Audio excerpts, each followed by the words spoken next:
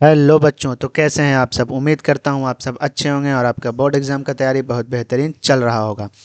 तो स्वागत है आपका अपना चैनल आर एफ शिक्षा पर, जहां आपको मिलता है daily most important objective question जो एग्ज़ाम के हिसाब से बहुत ज़्यादा ज़रूरी होता है और एग्ज़ाम में सीधा सीधा आपको देखने को क्वेश्चन वहाँ पर मिलेगा।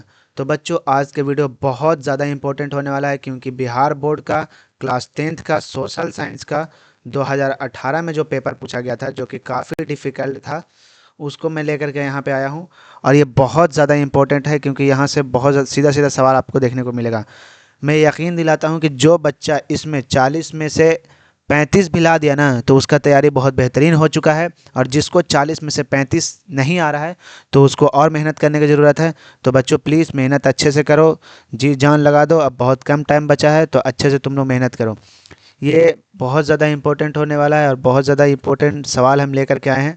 तो चलिए चलते हैं वीडियो की तरफ। वीडियो में आगे बढ़ने से पहले आप चैनल को लाइक, सब्सक्राइब और शेयर ज़रूर कर दें, क्योंकि नेक्स्ट आने वाला वीडियो आपके पास सबसे पहले पहुंचे और आपके साथ साथ आपके परिवार में जो भी बड़े भाई बहन छोटा भाई है, सबके पास वीडियो शेयर कर दें, ताकि वो भी अपनी तैयारी को बेहतरीन कर सके। तो चलिए चलते हैं वीडियो की तरफ। वीडियो में फर्स्ट सवाल हमारा क्या है कि ब्रेस्ट लिटोवस्क की संधि किन देशों के बीच में हुई थी। ब्रेस्ट लिटोवस्क की संधि जो हुई थी, वो पूछ रहा है कि किन दो देशों के बीच में हुई थी। तो ऑप्शन नंबर हमारा करेक्ट हो जाएगा, ऑप्शन नंबर डी करेक्ट हो जाएगा। रूस और जर्मनी के बीच में हुआ था। ऑप्शन नंबर क्या हो जाएगा बच्चों, डी करेक्ट हो जाएगा। Very good. चलिए चलते हैं नेक्स्ट सवाल की तरफ। और नेक्स्ट सवाल, ये सारे सवाल बहुत ज़्यादा इंपॉर्टेंट है। अगर इसमें से 35 मार्क्स भी आप ला देते हैं, तो आपका तैयारी बहुत बेहतरीन हो चुका है। थोड़ा सा और मेहनत करने की ज़रूरत है। चलिए चलते हैं नेक्स्ट सवाल की तरफ। नेक्स्ट सवाल हमारा कह रहा है कि दूसरा सवाल है कि मार्च 1946 में फ्रांस तथा वियतनाम के बीच होने वाला समझौता का नाम क्या था। यानी 1946 में जो बच्चों फ्रांस और वियतनाम के बीच समझौता हुआ था। तो एक सवाल यहीं से बन गया कि फ्रांस और वियतनाम के बीच समझौता कब हुआ था। तो ऑप्शन मार दिएगा 1946। और फिर यहाँ पे पूछ रहा है कि फ्रांस तथा वियतनाम के बीच होने वाले समझौता का नाम क्या है। तो ऑप्शन नंबर हमारा ए करेक्ट हो जाएगा। हनोई समझौता नाम था। क्या था बच्चों, हनोई समझौता था। Very good. चलिए चलते हैं नेक्स्ट सवाल की तरफ। नेक्स्ट सवाल हमारा कह रहा है कि पूर्ण स्वराज की मांग, ये जो पूर्ण स्वराज यानी पूरा स्वराज की मांग प्रस्ताव कांग्रेस के किस वार्षिक अधिवेशन में हुआ था। यानी कांग्रेस के एक अधिवेशन में पूर्ण स्वराज की मांग की गई थी। वो पूछ रहा है कि किस अधिवेशन में हुआ था। तो ऑप्शन नंबर हमारा करेक्ट हो जाएगा, ऑप्शन नंबर ए करेक्ट हो जाएगा। 1929 के लाहौर अधिवेशन में पूर्ण स्वराज की मांग की गई थी। Very good. चले चलते हैं नेक्स्ट सवाल की तरफ। बहुत ज़्यादा इंपॉर्टेंट सवाल है, तो आप वीडियो को स्किप बिल्कुल ना करें और पूरे ध्यान से वीडियो को देखें। यहाँ से बहुत सारे सवाल आपको सीधा सीधा एग्जाम में देखने को मिलेगा।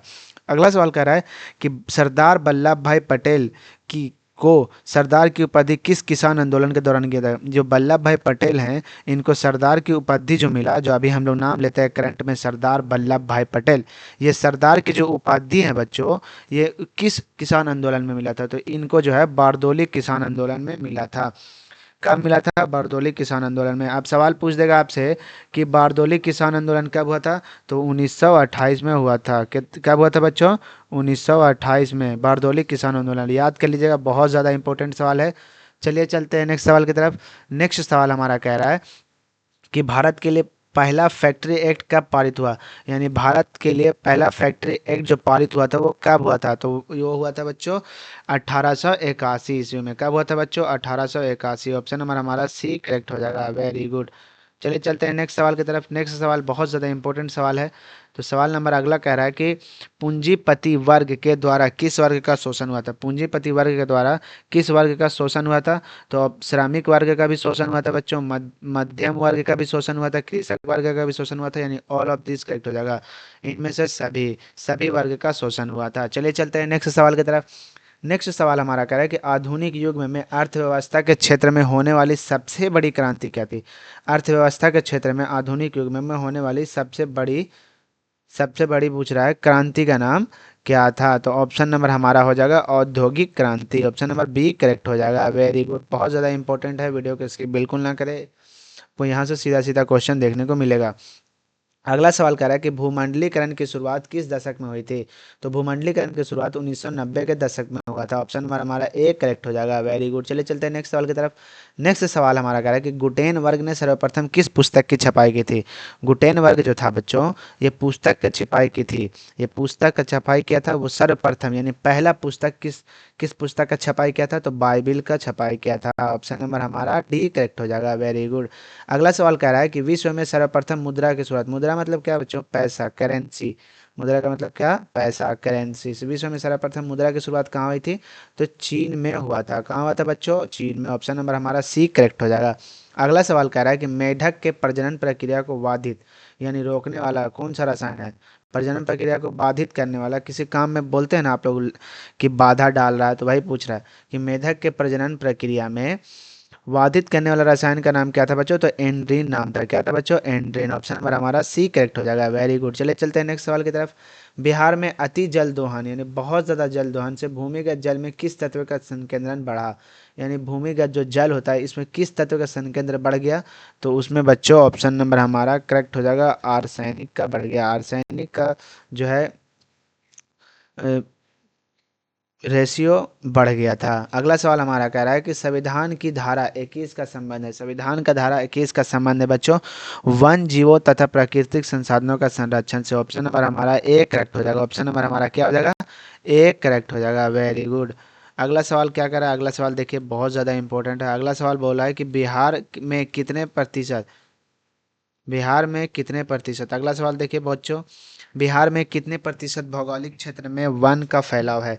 तो ये हमारा ऑप्शन नंबर डी करेक्ट हो जाएगा, 7%। बहुत ज़्यादा क्वेश्चन का लेवल बहुत अच्छा है। इसमें से अगर कोई भी बच्चा 35+ स्कोर कर रहा है तो उसका बहुत अच्छा तैयारी हो गया। थोड़ी सी और मेहनत करने की ज़रूरत है।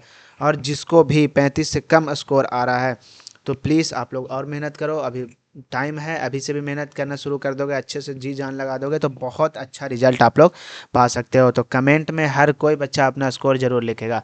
अगला सवाल कह रहा है कि एल्युमिनियम बनाने के लिए किस खनिज की आवश्यकता पड़ती है। एल्युमिनियम बनाने के लिए बच्चों बॉक्साइट की आवश्यकता पड़ती है। ऑप्शन नंबर हमारा डी करेक्ट हो जाएगा। Very good. चलिए चलते हैं नेक्स्ट सवाल की तरफ। नेक्स्ट सवाल हमारा कह रहा है कि भारत में किस राज्य में सौर ऊर्जा का विकास सर्वाधिक संभावना है। भारत के किस राज्य में सौर ऊर्जा का विकास का अधिक संभावना है। तो सोलर पैनल लगा देंगे तो बहुत ज़्यादा सौर ऊर्जा का विकास हो जाएगा। और राजस्थान में इसका अधिक संभावना है। यहाँ पे जगह भी बहुत सारा एरिया भी है और प्लस में यहाँ पे सोलर पैनल भी लगाने का बहुत ज़्यादा अच्छा सुविधा है। अगला सवाल कह रहा है कि निम्नलिखित में कौन से छोटे पैमाने का उद्योग है।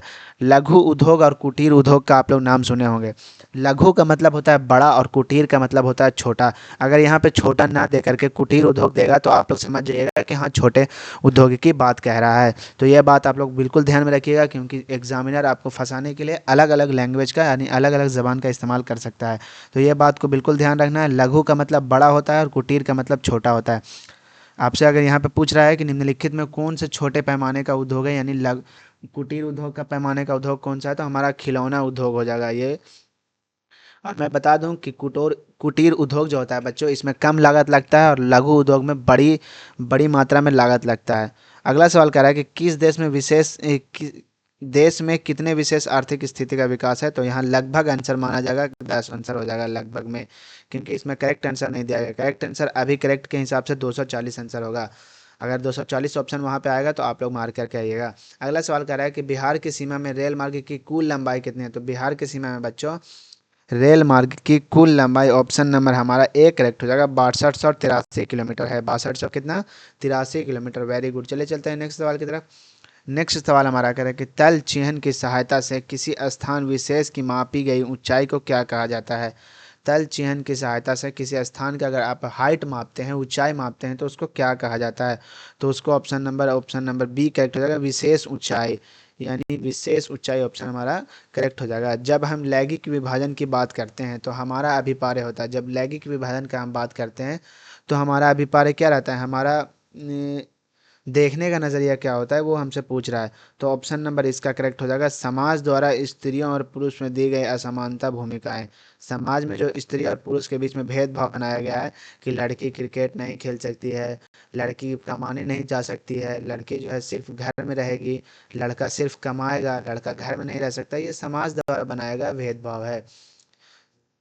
अगला सवाल कह रहा है कि भारतीय संविधान के बारे में इनमें से कौन सा कथन सही है। यानी हमारा जो कॉन्स्टिट्यूशन है, संविधान है, इसमें कौन सी बात ऐसी है जो सही है। यह धर्म के आधार पर भेदभाव की की मनाही करता है। बिल्कुल सही बात बोला, ये भी सही है। यह एक धर्म को राजकीय धर्म बनाता है। तो ऑप्शन नंबर हमारा करेक्ट हो जाएगा, ऑप्शन नंबर ए ही। ये ऑप्शन नंबर हमारा करेक्ट हो जाएगा बच्चों, ए ही, क्योंकि ये जो है ये धर्म के आधार पर भेदभाव की मनाही करता है। हमारा संविधान जो बोलता है कि धर्म के आधार पर भेदभाव बिल्कुल नहीं होना चाहिए। आपको पता होगा कि पहले हमारा देश आज़ाद नहीं हुआ था तो उस समय धर्म के आधार पर बहुत ज़्यादा भेदभाव होता था। ब्राह्मण के सामने निचले जाति के लोग जो होते थे, जो अनुसूची जाति के लोग होते थे, जैसे चमार उमार हो गया, पिछड़े वर्ग के जो लोग होते थे, उन सामने उनको बैठ भी नहीं सकते थे। इस तरीके का सिचुएशन था पहले। अभी फ़िलहाल भी थोड़ा बहुत है लेकिन सुधर गया है, क्योंकि सोच बदलने की ज़रूरत है बच्चों। आप लोग सोच बदलिए, धर्म के आधार पर भेदभाव बिल्कुल नहीं करिए। अब संविधान हमारा इसी का मनाही करता है। अगला सवाल कर रहा है कि सत्ता में साझेदारी का में सही है, क्योंकि सत्ता में साझेदारी सही है, क्योंकि ऑप्शन नंबर हमारा हो जाएगा विभिन्न समुदाय के बीच टकराव कम करती है। विभिन्न समुदायों के बीच टकराव कम करती है। ऑप्शन नंबर हमारा डी करेक्ट हो जाएगा। Very good. चले चलते हैं नेक्स्ट सवाल की तरफ। नेक्स्ट सवाल हमारा कह रहा है कि वर्ष 1975 भारतीय राजनीतिक में किस लिए जाना जाता है। वर्ष 1975 भारतीय राजनीति में किस लिए जाना जाता है। तो ऑप्शन नंबर हमारा करेक्ट हो जाएगा, ऑप्शन नंबर सी। देश की आपातकाल लागू हुआ था। देश में आपातकालीन लागू हुआ था, यानी अचानक से एक होता है ना कि सुखाड़ आ जाना, पानी हो जाना, उस तरीके से 1975 में लागू हुआ था। बिहार में संपूर्ण क्रांति का नेतृत्व निम्नलिखित में किसने किया था। संपूर्ण क्रांति का नेतृत्व बच्चों जयप्रकाश नारायण ने किया था। कब किया था बच्चों, बताओ बच्चों। संपूर्ण क्रांति का नेतृत्व जयप्रकाश नारायण ने किया था। कब किया था, कमेंट में बताओ। नर्मदा घाटी परियोजना किस राज्य से संबंधित है। नर्मदा घाटी परियोजना किस राज्य से संबंधित है। तो ऑप्शन नंबर हमारा करेक्ट हो जाएगा, ऑप्शन नंबर डी, गुजरात और महाराष्ट्र से संबंधित है। अगला सवाल कह रहा है कि निम्नलिखित में किस लोकतंत्र का प्राण माना जाता है। किसे लोकतंत्र का प्राण माना जाता है। तो ऑप्शन नंबर हमारा करेक्ट हो जाएगा, संविधान को लोकतंत्र का प्राण माना जाता है। संविधान को लोकतंत्र का क्या माना जाता है बच्चों, प्राण माना जाता है। Very good. चले चलते हैं नेक्स्ट सवाल की तरफ। दल बदल कानून निम्नलिखित में किस पर लागू होता है। दल बदल कानून निम्नलिखित में किस पर लागू होता है। तो ऑप्शन नंबर हमारा यह हो जाएगा, संसदों और विधायकों पर दल बदल कानून लागू होता है। अगला सवाल कह रहा है, अगला सवाल देखें यहाँ पे। अगला सवाल क्या कह रहा है कि जनता दल यूनाइटेड पार्टी का गठन कब हुआ था। जनता दल यूनाइटेड पार्टी का गठन कब हुआ था। तो ऑप्शन नंबर हमारा करेक्ट हो जाएगा, ऑप्शन नंबर डी, 2004 में हुआ था। जनता दल यूनाइटेड पार्टी का गठन 2004 में हुआ था। Very good. अगला सवाल कह रहा है कि निम्नलिखित में कौन अर्थव्यवस्था के प्राथमिक क्षेत्र में सम्मिलित है। निम्नलिखित में कौन अर्थव्यवस्था के प्राथमिक क्षेत्र में सम्मिलित है। तो ऑप्शन नंबर हमारा करेक्ट हो जाएगा, औद्योगिक। ऑप्शन नंबर क्या हो जाएगा बच्चों, कृषि। ऑप्शन नंबर हमारा बी, कृषि हो जाएगा। जो अर्थव्यवस्था का प्राथमिक क्षेत्र है बच्चों, कृषि। अगर सोचो, अगर किसान खेती करना बंद कर दे तो अनाज कहाँ से आएगा, बहुत सारी की समस्या उत्पन्न हो जाएगा, जो कि बहुत ज़्यादा हानिकारक है हमारे लिए। जिस देश के प्रति व्यक्ति आय अधिक होती है वह देश कहलाता है। जिस देश के प्रति व्यक्ति आय अधिक होता है उस देश को क्या कहते हैं, विकसित कहते हैं या अविकसित कहते हैं, अर्ध विकसित कहते हैं, यानी इनसे कोई नहीं। तो ऑप्शन नंबर हमारा करेक्ट हो जाएगा, प्रति व्यक्ति आय अधिक होती है उसे कहते हैं विकसित। क्या बोलते हैं बच्चों, विकसित। Very good. अगला सवाल हमारा कह रहा है, अगला सवाल देखिए कि बिहार के किस जिले के प्रति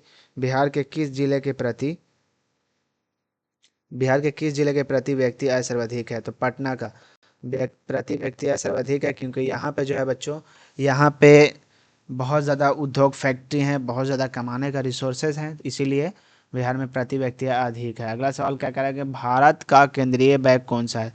तो भारतीय state bank of India, SBI सबको पता भारतीय रिजर्व बैंक ऑफ इंडिया सबको पता है। ऑप्शन नंबर हमारा एक करेक्ट हो जाएगा, reserve bank of India. Note जो छपता है बच्चों यहीं छपता है, आप सभी को पता होना है कि नोट जो छपता है यहीं छपता है।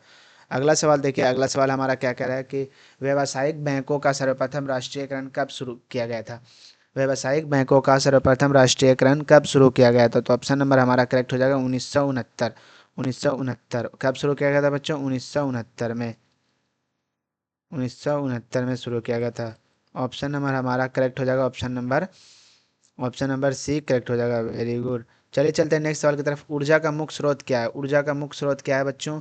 तो ऑप्शन नंबर हमारा करेक्ट हो जाएगा, पेट्रोलियम भी है, कोयला भी है, विद्युत भी है, इनमें से सभी हो जाएगा ऊर्जा का मुख्य स्रोत। अगला सवाल हमारा देखिए, अगला सवाल बहुत ज़्यादा इंपॉर्टेंट है। इनमें कौन सी बहुराष्ट्रीय कंपनी है? इनमें कौन सी बहुराष्ट्रीय कंपनी है? तो ऑप्शन नंबर हमारा हो जाएगा, ऑप्शन नंबर डी करेक्ट हो जाएगा। First mode, Samsung, Kolkata, Coca Cola, ये सारी जो है बहुराष्ट्रीय कंपनी है। Very good. अगला सवाल कह रहा है कि उपभोक्ता अधिकार दिवस कब मनाया जाता है? तो उपभोक्ता अधिकार दिवस जो बच्चों मनाया जाता है वो हमारा 15 मार्च को मनाया जाता है। कब मनाया जाता है बच्चों? 15 मार्च को, जो कि राइट आंसर हो जाएगा, ऑप्शन नंबर बी करेक्ट हो जाएगा। अगला सवाल देखिए, यदि किसी वस्तु का सेवा का मूल्य 20 लाख से अधिक है तथा 1 करोड़ से कम है तो उपभोक्ता वहाँ की शिकायत कर सकता है। कहाँ पे कर सकता है शिकायत? आपके पास 20 लाख से अधिक पैसा है, 1 करोड़ से कम है, तो आप शिकायत कहाँ कर सकते हैं? तो आप शिकायत जो बच्चों कर सकते हैं, राज्य आयोग को कर सकते हैं। कहाँ कर सकते हैं बच्चों? राज्य आयोग को। अगला सवाल कह रहा है कि सुनामी का प्रमुख कारण क्या है? सुनामी जो आता है उसके प्रमुख कारण क्या है? समुद्र में भूकंप आना सुनामी आता है। समुद्र में जब कंपन होता है तो सुनामी आता है, बड़ा बड़ा लहरें उत्पन्न हो जाती है, जिसे हम लोग सुनामी बोलते हैं। ये सब आपदा प्रबंधन का सवाल है बच्चों। अगला सवाल कह रहा है कि भूमध्य केंद्र ऊर्ध्वाधर पृथ्वी के स्थिति केंद्र को कहा जाता है? तो हमारा करेक्ट हो जाएगा, अधिक केंद्र कहा जाता है। क्या कहा जाता है बच्चों? अधिक केंद्र। Very good, option number B correct हो जाएगा। ये हम लोग 40 मोस्ट इंपॉर्टेंट ऑब्जेक्टिव क्वेश्चन देखें जो एग्जाम के लिए बहुत ज़्यादा ज़रूरी है। आप इसको पूरा देखिएगा वीडियो को, और अगर एक बार में समझ नहीं आए तो वीडियो को दोबारा प्लीज़ ये करिएगा, दोबारा वॉच करिएगा, अच्छे से देखिएगा। और वीडियो को ज़्यादा से ज़्यादा शेयर करिए, लाइक करिए, सब्सक्राइब करिए, और चैनल को बेल आइकन घंटी को जरूर प्रेस करिए, क्योंकि नेक्स्ट आने वाला वीडियो आपके पास सबसे पहले पहुंचे। मिलते हैं नेक्स्ट वीडियो में, धन्यवाद।